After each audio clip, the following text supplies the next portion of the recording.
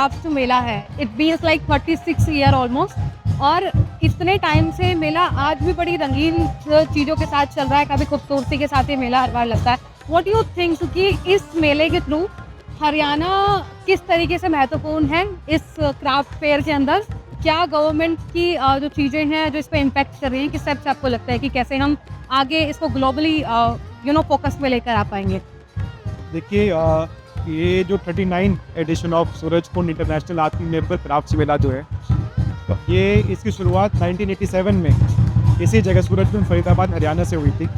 और उस समय की जो सोच थी कि एक जो आर्टिसंस हमारे होते हैं, हैंडीक्राफ्ट जो हमारी है, उन लोकल आर्टिसंस को, लोकल हैंडीक्राफ्ट को प्रमोट करना, उनको एक प्लेटफॉर्म देना कि उनकी रिकग्निशन हो और उनका जो अस्तित्व है वो बना रहे, और एक नेशनल इंटरनेशनल लेवल पे उनकी पहचान जो है वो और स्ट्रांगली इस्टेब्लिश हो। और आप देखें ऑलमोस्ट 4 दशक के बाद वो जो जर्नी है जो 1987 स्टार्ट हुई थी, अब वो एक इंटरनेशनल स्वरूप ले चुका है। और करीबन हमारे पास 1150 आर्टिसंस हैं जो उन्होंने यहाँ पे सूरजकुंड के एरिया में स्टॉल लगाया है। ऑलमोस्ट 46 इंटरनेशनल जो हमारे कंट्रीज़ जो हैं पार्ट, उनके जो आर्टिसंस ने करीबन 100 स्टॉल्स यहाँ पे लगाई है। हमारा जो इस बार का पार्टनर स्टेट्स हैं, 3 स्टेट हमारे यूपी और मेघालय हैं, उनसे भी करीबन 80 आर्टिसंस ने यहाँ पे स्टॉल लगाई है। तो कुल मिलाकर ये जो मेला था जो 1987 शुरुआत हुआ था, ये एक जैसे इस बार का जो थीम है मेले का, फ्रॉम लोकल टू ग्लोबल, उस शुरुआत से अब जो है कि ये इंटरनेशनल पहचान बना चुका है। करीबन 15 लाख लोग जो है वो पिछले साल जो है मेले में आए थे। और यहाँ पर जो है ऑलमोस्ट भारत के करीबन 20 स्टेट्स की आपको कल्चर, ट्रेडिशन, आर्ट वो यहाँ पे ऑन डिस्प्ले है लोगों के लिए, वो अनुभव करने का एक प्लेटफॉर्म है।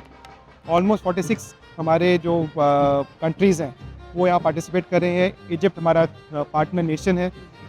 और हर एक टाइप के आप देखें, अगर मेले का जो एक असली वो होता है प्रारूप, जहाँ पर आपको मौज मस्ती, सांस्कृतिक कार्यक्रम हो, स्वादिष्ट व्यंजन हो, और उसके साथ साथ शॉपिंग करने के लिए आपको डिफरेंट हैंडीक्राफ्ट्स हो, वो हर एक चीज़ जो है यहाँ इस मेले में उपलब्ध है। So if we talking about like economic perspective, कि किस तरीके से ये हमारी अर्थव्यवस्था को फ़ायदा देता है? जी, yes. देखिए यहाँ पर जो है जो स्टॉल्स हैं, इस बार एक जो नई प्रथा चालू हुई है वो ये है कि सभी स्टॉल्स जो है ऑनलाइन एप्लीकेशन जो आई है उन्हीं को दी गई हैं। और हमारे जो गवर्नमेंट ऑफ इंडिया के डिपार्टमेंट्स हैं वो जो है स्टॉल लेकर आगे आर्टिसन फ्री ऑफ कॉस्ट देते हैं। उसके अलावा कुछ स्टॉल्स जो है वो जो लोग हैं उसके लिए अप्लाई करके वो खुद भी लेते हैं, जो हमारे टूरिज्म डिपार्टमेंट करता है। और यहाँ पर जैसे बताया कि कई जो स्टॉल्स हैं वहाँ पर जैसे हमारा अगर जेल डिपार्टमेंट है वहाँ पर उनकी भी स्टॉल लगती है यहाँ पे, और वो बड़ी अच्छी वो जो है फर्नीचर वगैरह जो है वुड वर्क बनाते हैं। उनका बताया जा रही है कि पिछले साल करीबन 1,80,00,000 रुपये की सेल हुई थी 15 दिनों के अंदर। ओके, तो अलग अलग आर्टिसंस हैं, उनके अलग अलग अनुभव है, बट एक बहुत अच्छा एक प्लेटफॉर्म मिला है मेरे हिसाब से, क्योंकि दिल्ली के नज़दीक होने की वजह से यहाँ पर जो दिल्ली का क्राउड है और बाहर से भी जो लोग दिल्ली में सेटल्ड है वो भी जो फॉरेन टूरिस्ट भी वो भी बहुत आता है। और न केवल फर्स्ट टाइम विजिटर्स बल्कि ऐसे भी लोग हैं, चाहे वो आर्टिसंस हो गए जो पिछले पीढ़ी दर पीढ़ी मतलब 20-25 साल से यहाँ पर स्टॉल लगा रहे हैं, और उसके साथ ही वो ये भी अनुभव शेयर करते हैं कि उनके पास जो क्लाइंटेज है दिल्ली के आसपास वो भी करीबन उनके 20-20 साल 25 साल पुरानी है। तो कहीं ना कहीं ये केवल एक मेला एक इकोनॉमिक प्लेटफॉर्म ना होकर एक आत्मीयता का प्लेटफॉर्म हो गया है कि लोग मन से जुड़े हैं, और 20-25 साल पुराने रिश्ते जो अभी भी कंटिन्यू हो रहे हैं, पीढ़ी दर पीढ़ी भी आगे बढ़े जा रहे हैं। देखिए, अगर मैं नंबर्स की बात करूं तो हरियाणा टूरिज्म को किस तरीके से कितना फ़ायदा मिलता है इस मेले के? देखिए इसमें जो है अपना हरियाणा टूरिज़्म का जो है फोकस प्रॉफिट मेकिंग पे नहीं है। ये हमारे लिए सूरजकुंड मेला जो है हरियाणा स्टेट के लिए एक बहुत ही it's the biggest cultural brand for the state and for artisans. And अगर इसको देखा जाए तो सूरजकुंड जो मेला है क्राफ्ट्स मेला, ये दुनिया का वर्ल्ड्स लार्जेस्ट क्राफ्ट्स फेयर है in terms of footfall and other things. और तो इस तरह सरकार जो है इसको एक प्योरली प्रॉफिट लॉस बेसिस पे नहीं, बट एक platform to promote the handicraft, the local artisans, जहाँ पर नेशनल स्टेट अवार्डीज़ आते हैं देश विदेश से। और एंड उसके अलावा लोगों के लिए एक ये बहुत ही अच्छा एक अपॉर्चुनिटी है to experience the flavour, the vibrancy, cultural traditional, not just हमारे देश की, हमारे प्रदेशों की, हमारे डिफरेंट स्टेट्स की, बल्कि ऑलमोस्ट हर एक कॉन्टिनेंट की यहाँ पर इन 15-16 दिनों में। बट सी आपने इकोनॉमिकली बताया था हरियाणा गवर्नमेंट फोकस कर रही है अभी कल्चर शोकेस करने में और बाकी सब चीज़ें शोकेस करने में। व्हाट यू थिंक कि हर ये जो मेला है ये सभी को देखना चाहिए ताकि हम एक ही जगह पर काफ़ी सारी चीज़ें देख सकें। बट अगर मैं इसकी प्राइस रेंज की बात करूँ, टिकट प्राइस की बात करूँ, तो इट्स अबाउट 150 पर पर्सन लाइक एंट्री चार्जेस। तो what you think it's a reasonable amount for every lower class people जो यहाँ पर आकर अफोर्ड कर पाए? जी, देखिए इसमें ऐसा है, टिकट प्राइस जो है हमारे 100 and 150 है। एंड स्कूल स्टूडेंट्स के लिए, स्पेशली फॉर गर्ल स्टूडेंट्स, उनके लिए it's a free of cost entry. Okay. And जो हमारे फिज़िकली एबल्ड हैं या फिर सीनियर सिटीजन्स हैं और हमारे जो वेटरन्स हैं, उनके लिए डिस्काउंटेड प्राइस में टिकट है। वीकेंड पे जो प्राइस है वो है 200 and 150। तो प्राइस वाइज जो है यहाँ पर I think it's in the affordable range.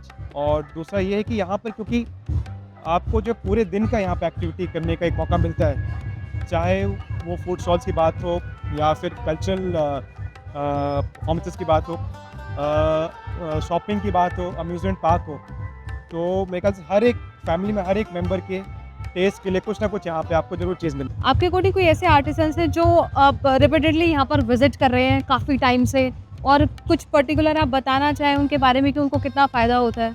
जी, देखिए मेला जो है ऑलमोस्ट ये 40 साल से चल रहा है और हमारे यहाँ पर आर्टिसंस जो है पीढ़ी दर पीढ़ी आ रहे हैं।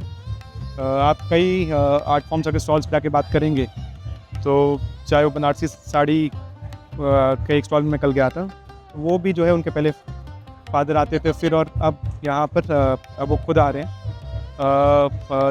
एक तंजावुर पेंटिंग की अगर मैं बात करूँ तो उसका भी एक स्टॉल लगा हुआ है। पहले उनके फादर भी आते, उन्होंने फ़ोटो भी दिखाई, एंड बिकॉज अब उनके फादर ओल्ड हो गए हैं तो पिछले 5-10 साल से अब the sons have taken over, और अब दोनों भाई जो थे वो आए थे। एंड इसी तरह ऐसे काफ़ी एग्जांपल्स हैं जो पीढ़ी दर पीढ़ी 20-25-30 साल से यहाँ पे आ रहे हैं। एंड इट जस्ट शोज़ कि उनके लिए जो है एक mela is not just annual feature, it's part of their life and part of their family's life as well. और इसी तरह वो ये भी बताते हैं कि उनके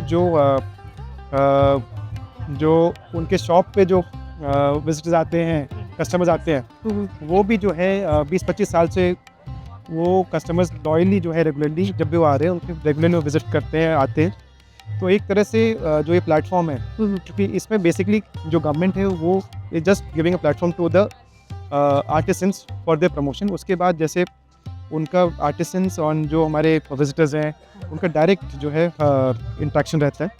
एंड आगे जिस क्वालिटी की वो चीज़ें बेचते हैं, क्योंकि जेन्युइनली हमारा प्रमोशन ये फोकस रहता है कि जो एक्चुअल हैंडीक्राफ्ट के आर्टिसंस हैं जो अपने हाथ से खुद बना रहे हैं, बिकॉज एक ये विलुप्त होती जा रही है ये in face of continuous industrialisation, mechanisation. तो इकोनॉमिकली कई बार जो हैंडीक्राफ्ट वाले आइटम्स हैं वो उतने वाइबल नहीं रहते। तो इसलिए जो है उन आर्टिसन के प्रमोशन के लिए ये प्लेटफॉर्म है। और हर साल जो है ये आर्टिसंस जो हमारे देश और विदेश के कोने कोने से आते हैं, दे वेट फॉर दिस पीरियड की वो आके यहाँ पर अपनी प्रदर्शनी लगाए और उनके जो रेगुलर जान पहचान के विजिटर्स हैं उनसे मुलाकात करें। सो व्हाट यू थिंक कि अगर कोई पर्सन है जो आर्टिशन है जो नया है यहाँ पर लगाना चाहता है स्टॉल, तो किस तरीके से कनेक्ट कर सकता है हरियाणा टूरिज्म डिपार्टमेंट से? देखिए जो इसकी एप्लीकेशन प्रक्रिया है वो करीबन 2 महीने पहले वो हमारा जो मेला है वो फेब स्टार्टिंग से फॉर अबाउट 3 वीकेंड्स के लिए होता है। Okay. 2 महीने पहले जो है इसकी ऑनलाइन प्रोसेस जो है चालू होती है एंड ऑनलाइन प्रोसेस के थ्रू ही अब जो है अलॉटमेंट होती है स्टॉल्स की। तो उस समय जब होता है तो जो आज रेगुलर हमारे आर्टिस्ट आ रहे हैं उनको दे नो द प्रोसेस, पर कोई नए हमारे साथी सुन रहे हैं तो उनके लिए ये है कि आप दिसंबर में जब प्रोसेस चालू होता है वो ऑनलाइन अप्लाई कर। और इस बार ऐसा हुआ है कि जितने लोगों ने ऑनलाइन अप्लाई किया था उन सभी को जो है स्टॉल जो है अलॉट हो चुकी है। जी। तो इट्स बीन लाइक 1200 से ज़्यादा स्टॉल्स यहाँ पर इस मेले में लगाई गई इस बार। आपको क्या लगता है कि पिछले साल के मुताबिक इस बार क्या क्या चेंजेस किए गए हैं हरियाणा टूरिज्म की तरफ से, जिससे लोगों के लिए, जो आम जनता है, उनके लिए काफ़ी खूबसूरत एक्सपीरियंस रह सके इस क्राफ्ट फेयर से? जी, देखिए मेन जो फोकस है इस बार वो ये है कि मेले की वाइब्रेंसी और जो एक जो कलरफुल लुक है, क्योंकि ये विभिन्न कल्चर्स का असिमिलेशन है और वो जो है वो वाइब्रेंसी, वो कलरफुल नेचर जो है वो अच्छे से सामने आए। तो एम्बियंस पे काफ़ी फोकस किया गया है और हमारे जो हरियाणा के जो कुछ हमारे कल्चर हिस्टोरिकल सिंबल्स हैं वो भी जो है इंस्टॉलेशंस के थ्रू, जैसे आप देखेंगे वहाँ आप देख रहे हैं सुदर्शन चक्र जो है, क्योंकि ये हरियाणा की भूमि, कुरुक्षेत्र की भूमि है, गीता की भूमि, महाभारत की भूमि है, तो उसमें जो है जैसे सुदर्शन चक्र हमने लगाया।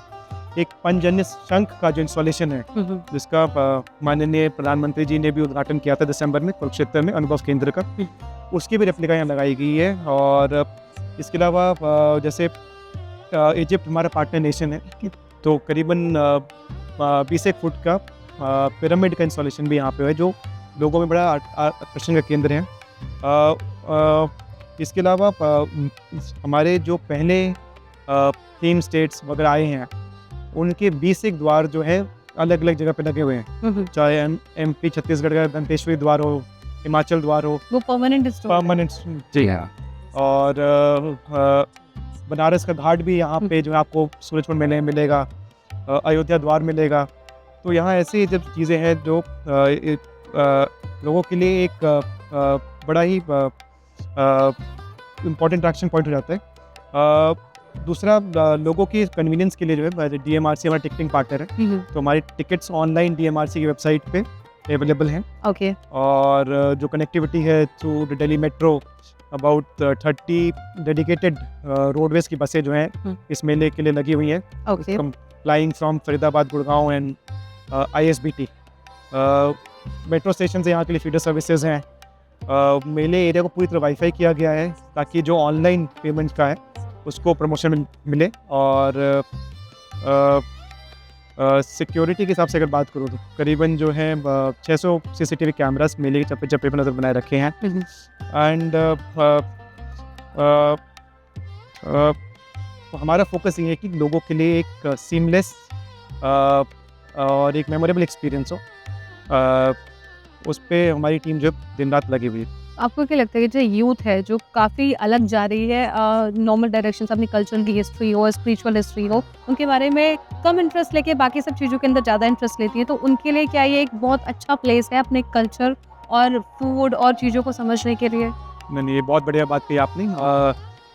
देखिए कई बार चीज़ें जो हैं आधुनिकता के दौड़ में उसकी चकाचौंध में बाकी चीज़ें थोड़ी धुंधली पड़ जाती है या छुप जाती है, तो उसी चीज़ को देखते हुए उसी कंटेक्स्ट में ये जो है this is a basic cultural platter जो सूरजकुंड मेला है। यहाँ हैंडीक्राफ्ट वगैरह सारा कुछ है, आपको ट्रेडिशन मिलेंगे अपने हर एक स्टेट से, ऑलमोस्ट हर एक स्टेट से कुछ ट्रेडिशनल कल्चरल आपको इंस्टॉलेशन आर्टिफैक्ट मिलेगा। और तो ये अपॉर्चुनिटी है कि आप अपने ट्रेडिशन से, अपने लोकल कल्चर से, चाहे खाने के थ्रू या परफॉर्मेंसेस के थ्रू या फिर वैसे हैंडीक्राफ्ट से आप कनेक्ट करें, जुड़ सकते। जी देखिए, आप देखिए कि जैसे मैंने कहा कि भारत के करीबन 20 देशों से जो हैंडीक्राफ्ट जो है वो डिस्प्ले पे है। ये कर्नाटका से आए हैं एंड कल भी इनसे बात हुई थी। एंड ये जो आई थिंक वुड वर्क है ये आप अपने हाथ से खुद बनाते हैं और हर साल ये आते हैं। और मुझे लगता है शायद यही बड़ी खूबसूरत चीज़ है यहाँ पर, जो हम इतनी बारीकी चीज़ों को एक साथ एक ही जगह पर देख सकते हैं और कितनी खूबसूरती से हमारी आर्टिसंस रहते हैं इंडिया के अंदर और काफ़ी खूबसूरती से इस जगह पर आकर देखा जा सकता है, तो मुझे लगता है मेले की स्पेशलिटी है। एंड आपने भी जैसे एक्सप्लेन किया, कर्नाटक है, बनारसी साड़ी है, काफ़ी सारे लोग हैं जो यहाँ पर इतनी बारीकी चीज़ों को शोकेस कर रहे हैं जो यूजुअली हमें देखने को नहीं मिलती है, और आई थिंक हमें तो पता भी नहीं है as a normal citizen of India कि इतनी सारी आर्ट्स हमारे देश के अंदर एग्जिस्ट करते हैं। तो व्हाट डू यू थिंक कि लोगों को यहाँ पर आना चाहिए, एक्सप्लोर करना चाहिए? जी डेफिनेटली। और लोगों जैसे ऑलरेडी मैं बताया, पिछले साल करीबन 15 लाख लोग ने विजिट किया था यहाँ पे, और स्पेशली वीकेंड्स पे जो है बहुत ज़्यादा रश रहता है यहाँ पे। और यहाँ पर जो है परिवार के हर एक सदस्य के लिए ये सिर्फ एक मेला नहीं, एक पारिवारिक मेला है। परिवार में कोई सदस्य हो, चाहे बच्चा हो, बुज़ुर्ग हो, जवान हो, यहाँ पर आपके लिए टेस्ट के अनुसार आपको कुछ ना कुछ चीज़ मिल जाएगी। और यहाँ पर इतनी चीज़ें हैं देखने के लिए ऑन डिस्प्ले कि आपको जो है ये 15 दिन तो क्या, आपको मतलब एक दिन आपके लिए सफिशिएंट होगा आपकी मेला प्रॉपर्ली पर देख भी पाएँ। काफ़ी बड़ा है। तो जी, तो इसमें आना ही चाहिए। और मैं तो ये कहूँगा कि प्रॉपर्ली देखने के लिए आप 2-3 दिन का समय ज़रूर लगाएं, ताकि आपको मेले का जो ग्रैंडर है, जो स्केल है, वो पता चले। से एज अ आईएएस अधिकारी जी आपका कैसा एक्सपीरियंस है सूरज कुंड को लेकर किले में? देखिए, being from the organisational point of view एक बहुत बड़ा चैलेंज है ये मेला। और मैं जो हूँ अभी पिछले 1.5-2 महीने से ही इस डिपार्टमेंट में आया हूँ। ओके। तो अब क्योंकि ये हमारे प्रदेश हरियाणा का सबसे बड़ा जो है कल्चरल ब्रांड है, कल्चरल प्लेटफॉर्म है, तो इसको अच्छे से कराना और एक बड़े सक्सेसफुल तरीके से कराना मेरी और हमारी टीम के लिए बहुत बड़ा चैलेंज था। और अब मेला क्योंकि अब 3-4 दिन की शुरुआत हो चुकी है, एंड इट इज़ अब थोड़ा ये सेटल हुआ है।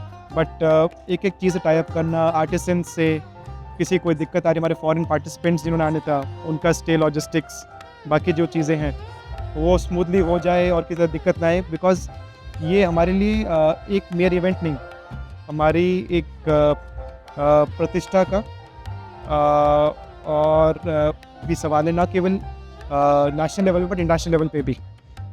तो हमारे लिए एक बहुत बड़ा चैलेंज है कि हमें अच्छे से कराना भी, और साथ ही साथ जो एक्सपीरियंस होने लोगों के, चाहे हमारे आर्टिसंस हो गए, विजिटर्स हो गए, उनके लिए एक स्मूथनेस, मेमोरेबल एक्सपीरियंस हो, उसको कराने के लिए हमारी जो टीम से वो दिन रात उन्होंने मेहनत करी है। और बहुत माइन्यूट चीज़ें होती हैं लॉजिस्टिकली और बाकी तरह से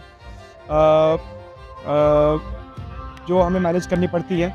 और अब अगर आप इमेजिन 15 लाख लोग एक जगह आना, उनके फुटफॉल पे तो ट्रैफिक मैनेजमेंट, सिक्योरिटी, बाकी एक्सपीरियंस, मेले पर से सफाई बहुत बड़ा चैलेंज आता है। तो हर तरीके से it has been a challenging.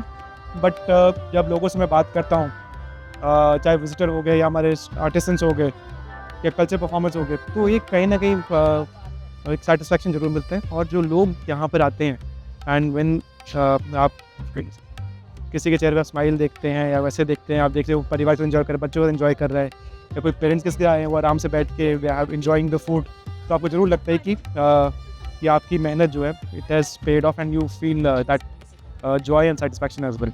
Okay. So अभी आपने एक्सपीरियंस शेयर किया एज एन आईएएस ऑफिसर, जी बट अगर हम पर्टिकुलरली बात करें एज अ नॉर्मल पर्सन, हाँ। तो नॉर्मल पर्सन के हिसाब से सूरज कुंड का मेला क्या इमोशन होल्ड करता है आपके लिए?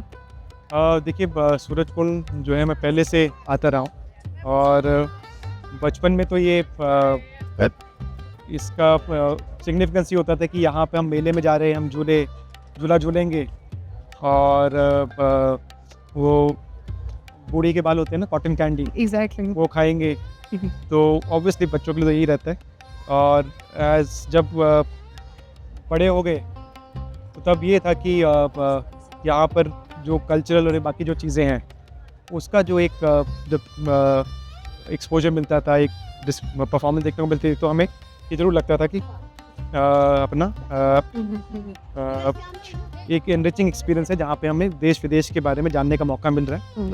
एंड बट आई थिंक हमारे देश में एक भारतीय होने का सबसे बड़ा फ़न ही है कि हमारे यहाँ पे साल भर हमारे जो मेले हैं कुछ ना कुछ साल भर हमारे मेले चलते रहते हैं, तो हमारा जीवन जो है बिना मेलों के इनकम्प्लीट है। हर ऋतु के हिसाब से हमारे सभ्यता में, हमारे सोसाइटी में मेले हैं। बसंत ऋतु के हो गए, माघ के हो गए, वर्षा उसके बाद ठंड के हो गए। तो मेलों के बिना हमारा जीवन और हमारी सभ्यता और हमारी समाज जो है इनकम्प्लीट है। और अगर वही विश्व का सबसे बड़ा हैंडीक्राफ्ट्स मेला वहाँ अगर आए, कहीं ना कहीं ये सोल लेवल पर एक चीज़ है जो बीइंग एन इंडियन या बीइंग अ भारतीय, वो हमें एक एंटरटेन भी करते हैं और एक कहीं ना कहीं हमें सेशिएट भी करते हैं। कहीं ना कहीं वो पुराने बचपन के इमोशंस जो मेले से जुड़े हुए हैं। सो जैसे आपने फूड के बारे में मुझे बताया, कॉटन कैंडी, आई नो बचपन में मुझे लगता है हर कोई पर्सन रिलेट कर पाएगा। अगर मैं आपसे पर्सनली पूछूं तो यहाँ पर आपको किस स्टेट का फूड काफ़ी ज़्यादा पसंद है, या फिर किस स्टेट का फूड से आपके ज़्यादा इमोशंस जुड़े हुए हैं? अब देखिए, सबसे पहले तो अगर मैं बोलूँ तो मुझे मीठा खाना बहुत पसंद है। और मिठाई में यहाँ पे जो हमारा गोहाना का जलेबा जो है वो मिलता है। और उसके अलावा यहाँ पर जो है राजस्थान से, गुजरात से खाना आया हुआ है, यूपी से है अपना कचौड़ियाँ हैं, और हमारा जो साउथ इंडिया से फूड आया हुआ है। और उधर हमारा अगर आप इंटरनेशनल बात करें तो इजिप्ट से भी उनकी आप दाल खा के देखें, उनका कोफ्ता कबाब खा के देखें तो बहुत अच्छा है। और साथ ही साथ हमारे हरियाणा का जो है, हमने मिलेट फूड भी इंट्रोड्यूस किया है। हमारे ढोकला हो गया, तो हर एक टाइप का यहाँ पे फूड आपको मिलेगा। ओके। पर मेरा पर्सनली कुछ भी मीठा हो जाए तो वो आई लाइक दैट। सो आप लोग ट्राई कर सकते हैं, काफ़ी अच्छे अच्छे फूड सजेस्ट किए हैं। आप इजिप्ट की दाल भी खा सकते हैं, और हरियाणा की भी काफ़ी सारी चीज़ें हैं जो आप एज अ फूडी एक्सप्लोर कर सकते हैं। मुझे लगता है कि हर पर्सन जो फूड को पसंद करता है वो चाहता है कि नया नया फूड ट्राई कर सके। सो काफ़ी सारी हमने बातें की हैं, चर्चा की है मेले से जुड़ी हुई। आपको कुछ पर्सनल चीज़ें जो यहाँ पे काफ़ी पसंद आई हो, और लाइक कोई आर्ट आपको कोई फेमस जो आप लोगों को सजेस्ट करना चाहते हैं कि नहीं ये तो एक्सपीरियंस करना चाहिए अपने लाइफ टाइम में? देखिए, हैंडीक्राफ्ट तो हर एक जो स्टेट का है वो बड़ा नायाब सा होता है, और इसकी यूनिकनेस आपकी बड़ी जो आपके टेस्ट के हिसाब से आपको कुछ ना कुछ मिल जाएगा। आप अगर स्पेशली लेडीज़ के लिए यहाँ बहुत कुछ है। ऑलमोस्ट हर हमारे जो स्टेट के कोई फैब्रिक हो गया, कुछ और हो गया, वो खरीदने के लिए बहुत कुछ है। उसमें आप चाहे बनारसी साड़ी होगी आपकी, अपने बंगाल की जामदानी साड़ीज़ हो गई, और उसके अलावा आप वुडन वर्क आप देखेंगे तो देश विदेश से आ रखा है। कारपेट्स यहाँ बहुत अच्छे मिलते हैं। हमारे कश्मीर से कारपेट हैं, अफ़गानिस्तान से हमारे आर्टिस्ट आते हैं, वो कारपेट्स लेके आते हैं। वुड वर्क जैसे आप पेंटिंग वगैरह आपने देखी, तो अलग अलग पेंटिंग स्टाइल है यहाँ पे। मिनिएचर से बहुत बड़ी बड़ी पेंटिंग्स हैं, तो वो सब भी है यहाँ पे। और डेकोरेटिव आइटम्स आप बहुत हैंडीक्राफ्ट वाले, चाहे लैम्प हो गए, आपके टांगने वाली चीज़ होगी, वूलन आइटम बहुत मिलती है। आप हिमाचल से देखें, हिमाचल के जैकेट्स वगैरह जो आर्टिस्ट आते हैं वो जैकेट वगैरह लेके, वूलन वगैरह वो सारा जो लेके आ रहे हैं। और हर एक तरह से बहुत ही अपना जो है आपको it will be difficult, it's a problem of plenty. तो आप देखें कि आपको क्या सेलेक्ट करना क्या नहीं करना, बजट की उतना ही रहता है, तो उसमें तो वो आपकी दिक्कत ज़रूर हो सकती है मेले में, बट बाकी और एक्सपीरियंस में यहाँ दिक्कत नहीं होगी। सो एज अ प्रशासनिक डे में अगर हम बात करें तो आने वाले समय के अंदर क्या क्या चीज़ें या क्या क्या बदलाव देखने को मिल सकती हैं जिससे ये मेला एज अ ग्लोबल इमेज में काफ़ी अच्छा प्रदर्शित हो? जी, देखिए अभी हमारा जो एक प्रथा इस बार हमने ये चालू करी कि हम जो है लोगों से भी हम लोग फीडबैक भरवा रहे हैं, आर्टिस्ट से भी फीडबैक भरवा रहे हैं। एंड उसके अनुसार अगर कुछ चेंजेस हैं जो होंगे, जो हमारे मंथन में निकलेंगे, उसके अनुसार हम लोग वो चेंजेस करेंगे। बट ये है कि क्योंकि यहाँ डे टू डे मैनेजमेंट बहुत है, चाहे सफाई से हो, बिजली का हो, और कोई अपनी लॉजिस्टिकली हो, ट्रांसपोर्ट की व्यवस्था हो, तो डे टू डे चैलेंजेस यहाँ बहुत है। उसको हमारा फोकस रहता है कि स्मूथ जितना हो सके उतना हो जाए। और कुछ नए जो एम्बियंस को निखारने के लिए हम क्या कर सकते हैं, इन चीज़ों पे ज़रूर विचार किया जाए कि उसको और बेटर कैसे बना सकते हैं, टेक्नोलॉजी का जो समावेश कैसे कर सकते हैं। इस बार हमने एक स्मोक स्क्रीन भी लगाई थी जिस पे हम डिस्प्ले करना चाहते थे, बट वो उतने अच्छे से चल नहीं पाई थी। सम सर्टेन चैलेंजेस की हवा चल रही है तो स्मोक उड़ रहा है आउटडोर में, तो कई दिक्कतें होती है बिकॉज ओपन मेला आउटडोर्स होता है, सारा होता है, तो इसलिए ये सब चैलेंजेस होते हैं। एंड बट ये है कि वी आर लिसनिंग, लोग क्या कह रहे हैं, कैसे कह रहे हैं, और सबसे पहले तो ये कि हमारा जो मेला है ये स्मूथली निकल जाए और लोगों के लिए जितना स्मूथ निकल सकता है उतना उसके अलावा इम्प्रूवमेंट के लिए ऑब्वियसली जो हमारे सजेशन आएंगे विल टेक इट अप।